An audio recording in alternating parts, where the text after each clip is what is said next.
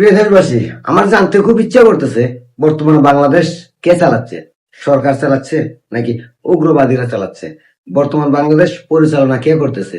তারেক রহমান নাকি জঙ্গিরা? বর্তমান বাংলাদেশের আইন শৃঙ্খলা কারা নিয়ন্ত্রণ করতেছে? পুলিশ নাকি মাদ্রাসার ছাত্ররা? ঘটনা কি? ঘটনা হইল ব্রাহ্মণবাড়িয়ায়। ব্রাহ্মণবাড়িয়ায় আপনারা সবাই নিশ্চয়ই নিউজ গুলো দেখছেন, ভিডিও গুলো দেখছেন। পুলিশ লাইনে একটা অনুষ্ঠান ছিল, সেই অনুষ্ঠানে গান বাজতেছিল। সেই গানের শব্দ মাদ্রাসার ছাত্রদের খারাপ লাগছে।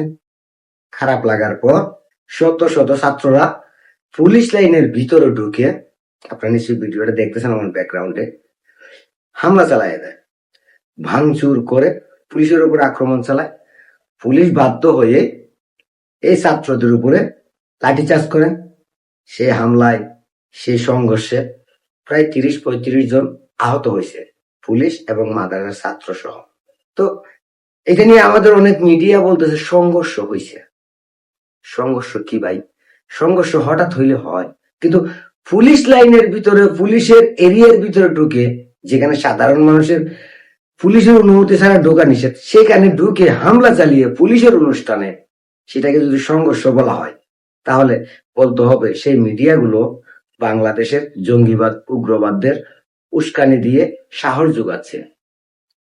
পুলিশ লাইনের উপর আক্রমণ হওয়ার পর সেই ছাত্ররা কি মিছিল দিছে একটু শুনেন। প্রথম কথা, ব্রাহ্মণবাড়িয়া জেলা পুলিশ লাইনে কখনোই ভবিষ্যতে কনসার্ট করতে পারবেন না।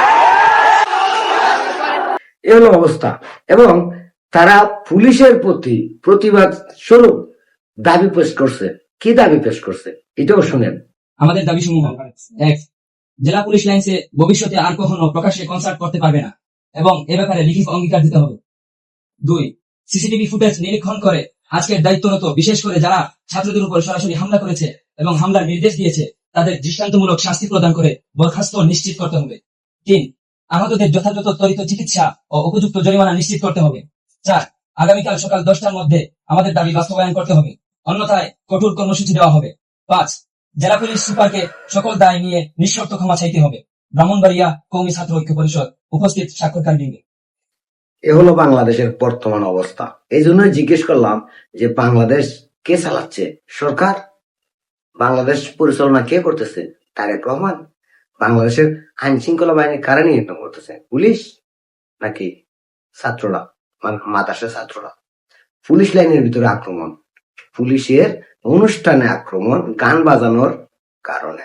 আপনার নিশ্চয়ই মনে আছে কিছুদিন আগে বনলতা সেনের একটা অনুষ্ঠানে এই তৌহিদি জনতা নামের হুজুররা আক্রমণ চালায় এবং ব্যারিস্টার রুমিন ফারহানার উপরও সেই ব্রাহ্মণবাড়িয়াতেই আক্রমণ হয়। এই যদি হয় বাংলাদেশের বর্তমান পরিস্থিতি, তাহলে আপনার আমার গতি কি? যে দেশে পুলিশ নিরাপদ না, পুলিশের উপর আক্রমণ চালায় দেয়, সে দেশে আমি আপনি কতটা নিরাপদ? আবার পুলিশকে ক্ষমা চাইতে হবে, পুলিশকেই মাপ চাইতে হবে এবং সেই পুলিশদের চাকরি খেয়ে ফেলতে হবে, তাদেরকে চাকরি থেকে বাহির করে দিতে হবে দাবি। এবং পুলিশের গালে গালে, জুতা মারো তালে তালে মিছিল হয়। শুনেন। পুলিশের চামড়া তুলে নেব আমরা, তুলে নেব আমরা পুলিশের চামড়া। পুলিশের গালে গালে জুতা মারো তালে তালে, জুতা মারো তালে তালে পুলিশের গালে গালে, পুলিশের দুই গালে জুতা মারো তালে তালে। দাউলা গ্রামের উপর হামলা কেন? প্রশাসন জবাব দে, প্রশাসন জবাব দে। এবার আপনারাই বলেন, দেশ কারা পরিচালনা করতেছে? জাতিসংঘ কয়েকদিন আগে একটা রিপোর্ট দিছে যে বাংলাদেশে উগ্রবাদের উত্থান হচ্ছে। সেটা সরকার না বইলা দিছে যে বাংলাদেশে এরকম কোনো ঘটনা ঘটতেছে না, এটা সম্ভাবনা নেই। কিন্তু ব্রাহ্মণবাড়িয়ার ঘটনা কি প্রমাণ করে? এই মাদ্রাসা ছাত্রদের হাতে কি পুরো দেশ জিম্মি হয়ে গেছে? 5ই আগস্টের পর আমরা দেখছি তৌহিদি জনতা নামের ব্যানারে শত শত মাজার ভাঙা হয়েছে, বাড়িঘর লুটপাট করা হয়েছে, অগ্নিসংযোগ করা হয়েছে, বাউলদের উপর আক্রমণ হয়েছে, সাংস্কৃতিক কর্মীদের উপর আক্রমণ হয়েছে, গানে আক্রমণ হয়েছে।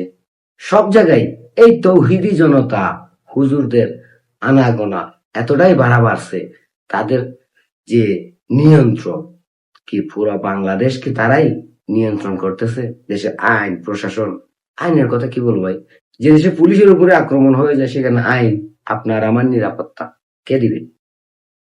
বলতে পারেন দেশে নিরাপদ নেই, পুলিশ এখন হয়তো পুলিশের উপর হয়েছে, আগামীকাল সেনাবাহিনীর উপরে হবে।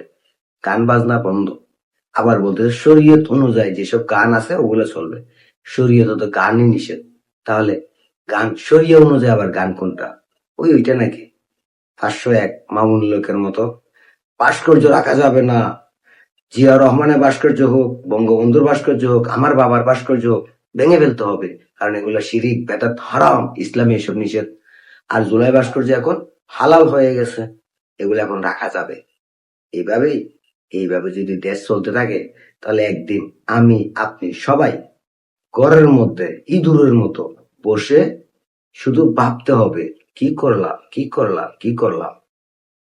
এই মোল্লাদের জন্য বাংলাদেশে থাকা মুশকিল হয়ে যাবে। এই মোল্লাদের কথা শুধু এরাই থাকবে, কোনো সাংস্কৃতিক কর্মী থাকবে না, গান চলবে না, বাজনা চলবে না, কিচ্ছু চলবে না। এরা যা বলবে তাই, এরা যে ফতুয়া দিবে সে ফতুয়া অনুযায়ী আপনাকে চলতে হবে। এরা এখন হাদিস থেকে দেখ, কোরআন থেকে দেখ, নিজের মন গড়া ফতুয়া দেখ, সবই আপনাকে মানতে হবে, না হলে এ বাংলাদেশে থাকা আপনার জন্য অসম্ভব। এটা প্রমাণ ব্রাহ্মণবাড়িয়ার পুলিশ লাইনে কনসার্টে হামলা। এই হামলা প্রমাণ করে আপনি আমি কেউই বর্তমান বাংলাদেশে নিরাপদ নয়, কাঠমোল্লাদের জন্য, ধর্ম ব্যবসায়ীদের জন্য, আর উগ্রবাদ জঙ্গিবাদের জন্য। পুলিশ যেখানে নিরাপদ নয় সেখানে আপনি কতটা নিরাপদ একবার নিজের বিবেককে জিজ্ঞেস করেই দেখতে পারেন।